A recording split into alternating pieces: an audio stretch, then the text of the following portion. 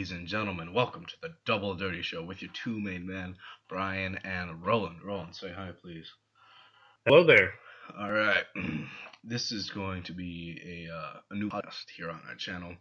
And what we're going to do is, normally we'd have a guest, but today it's just me and Roland. Yeah, no one wanted to talk to us. Not even we wanted to talk to each other. We're just here for the YouTube money. I'm lonely and depressed. I want to talk, but I want ad rev. I want ad rev. I am gay for the ad rev. Anyway. Ad rev. My wife divorced me, and I'm very, very sad. Okay, let's cover the topics for the day. To kick off this show, we're going to review a new game that's being developed by Ubisoft, and it is called For Honor. It is kind of like a slash 'em up and is being made for the Xbox One, PS4, and PC. The open beta is February 9th through 12th, and the official release of the game is February 14th, and this is 2017. All right, let's get started on that, Brian. Yeah, and to talk about the release date, you can pre-order right now if you wish. I'm going to put a link to their website so you can read more about it and maybe pre-order if you wish in the description. But here's what I think about it. I think, in my biased opinion, that this is the greatest game to ever grace the face of the earth because I love Ubisoft and everything they've done, basically. What do you think about it, I Roland? haven't been really tracking along with this game until you told me about a couple days ago. But, I mean, Ubisoft made Assassin's Creed and Ubisoft made Rainbow Six. So I'm all in for that. Ubisoft is like, if you were to say, point at a game developer that is dominating the industry right now, I'd point at Valve. And then right behind them would be Ubisoft. I would say Valve, Ubisoft, and DICE. All right, so you want to give your bits about the game? Okay, here's about the game. I myself have not known about the game for a very long time. If I'm gonna be straight up honest, I heard about it whilst walking by my living room while my little brother was watching E3, I think it's called. Oh, yeah. E3. Yeah, it's a game showcase. Yeah, he was watching, E3. I walk by and I see this trailer. I'm like, by God, this is the best thing I've seen in my life, right? After I pick my jaw up off of the ground, I watch this and I think, thank you, Allah. This is the game I've been wanting my whole life. It combines the physics of some of their best games, their engine that they use for games like Assassin's Creed and Rainbow Six, and then it combines just like the fighting aspects that I like of Assassin's Creed, and then they emphasize all it's about. Just the fighting, the counter, the skill, the this, the that. I just love it. And there's multiple game modes as well. It's not just 1v1s. There's 1v1 duels, 2v2 brawls, 4v4 domination, a 4v4 team deathmatch, and then a 4v4 elimination match. It also looks like there's a single-player fight against a horde mode. Am I right about that? I cannot confirm nor deny this. But, okay. I guess we'll have to find out. Yes, stay tuned. Is that all we need to talk about? Yes, as far as the game goes. Alright, all right. Transitioning to our next topic, we have the bars of the week. Now, these bars of the week are brought to you by Machine Gun Kelly, MGK, if any of you are familiar, representing from Cleveland. And these bars are off of Alpha Omega on the album General Admission, released 2015. These bars are as follows. If you live your life, then you dead, and sleep is its cousin, so I shot my bed. Those are our bars of the week. What do you think about them, Roland? They sure are inspiring, Brian. There's good bars. Like, that's wordplay, rhyme. I like it. I like the whole song. If you would like to listen to the song on YouTube, I'll put a link in the description. Alright. And that concludes our bars of the week section. Alright, Roland, give them the lowdown. What's happening? Alright, so the lowdown is a little snippet from our personal lives, and it just will talk about maybe, school, home life, all that good stuff. Brian, did your mic just cut out? Just asking. No, this crappy joke cut is brought to you by me having the plague and have a cough a lot. Thank you. All right. So, to start out, something we all share, along with the whole 8th grade, was on Friday, the 3rd of February. Henley Middle School was hosting a student versus faculty game, and a student whose name is Harrison made a 3-point shot just before the clock ran out in the first half of the game. And with excitement, the whole 8th grade rushed the court, and in that process, a student was minorly injured in the crowd. Wait. Someone was actually injured? Yes, that was actually sent in an email to all the parents from Dr. Costa personally. Ooh, really? I thought they were just fronting about that. They were just like, somebody could have gotten hurt. And I was thinking, like, that's ridiculous. Nobody could have gotten hurt. It's all fun and games. But someone did. Oh, dang. Teachers are right.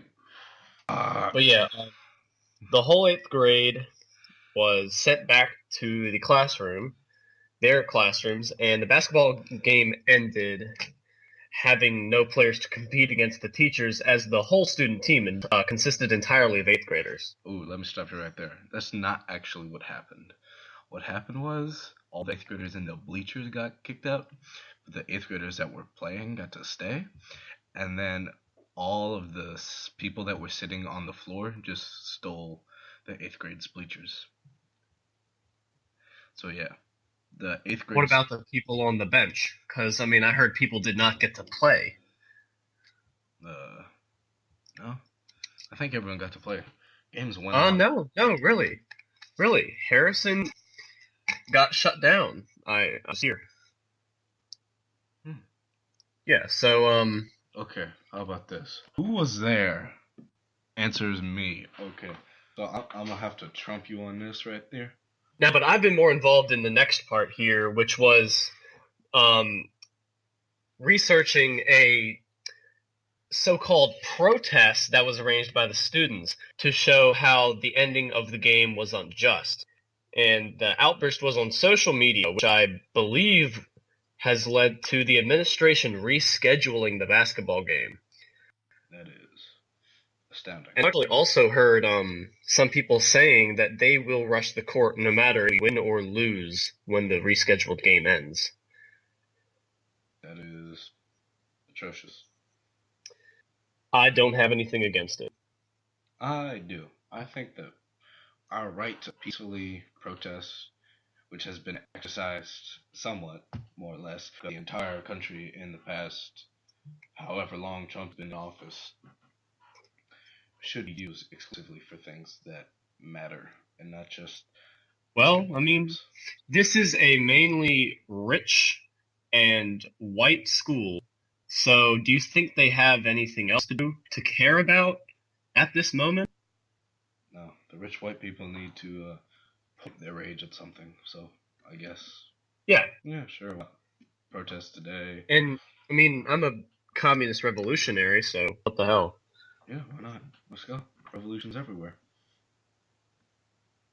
All right. On to the next section of the lowdown. That's what Roland's been getting his nose into today, and here's what I've been doing lately. I have won a bet, and I won a phonograph, which is pretty cool. What happened was, it was a bet on whether school would be canceled on a particular day, and I bet a quarter. And not to be outdone, Roland then bet against my quarter that he would buy me a phonograph if I won.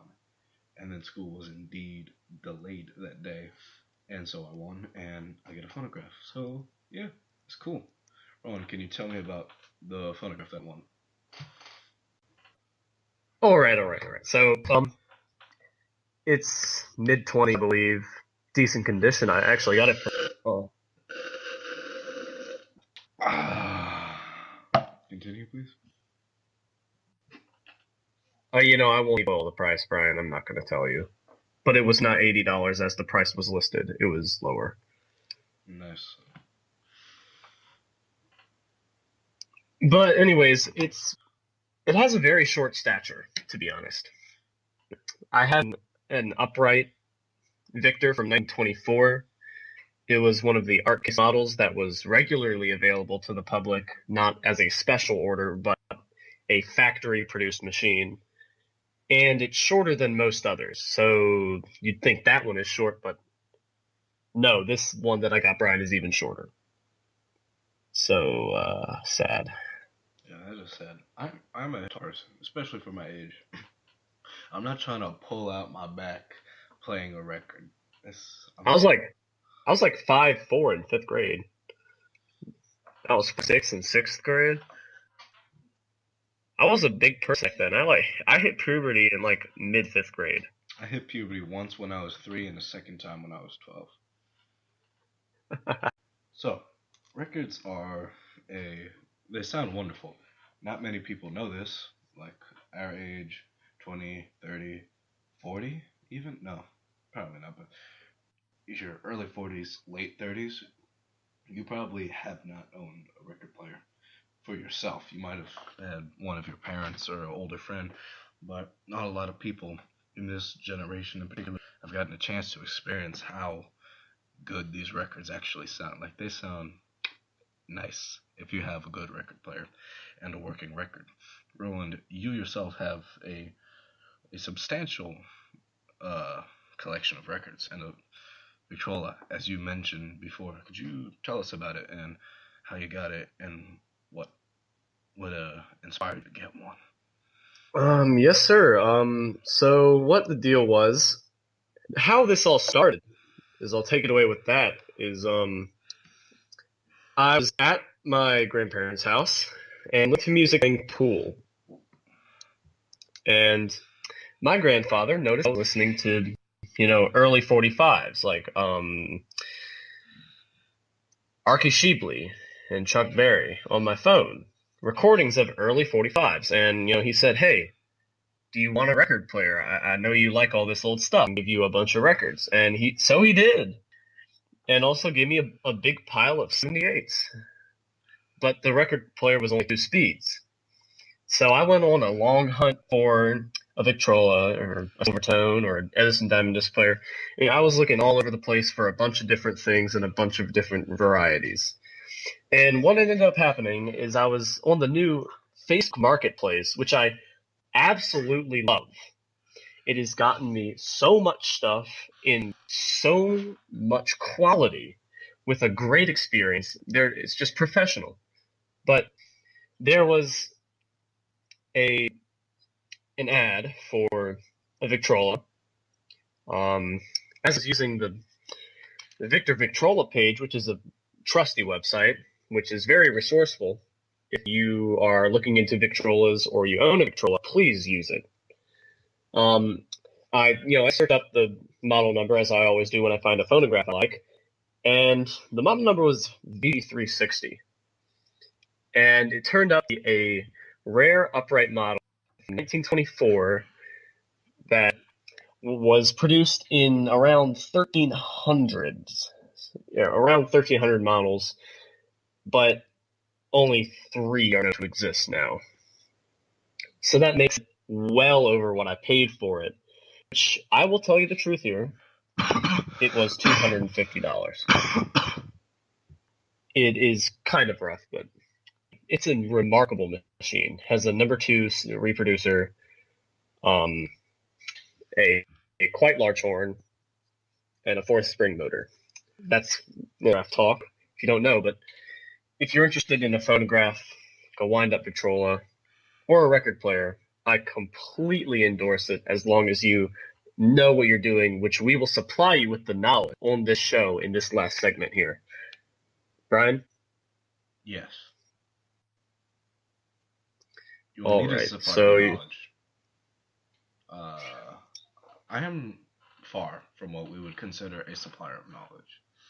I'm what we would call someone who takes knowledge in and then incinerates it to be seen again. Okay, so what do you think we should start out with this knowledge section? The basics of how a player works? I think we should teach them about how to stop someone who's yammering on about something that not a lot of people knows, and how to close out a podcast. How about that? I'll take it away from here. Thank you, ladies and gentlemen, for watching, or listening to, rather, the Double Dirty Show with your main man, Brian and Roland. Say goodbye, Roland. Peace, boys. I guess we'll see you next time.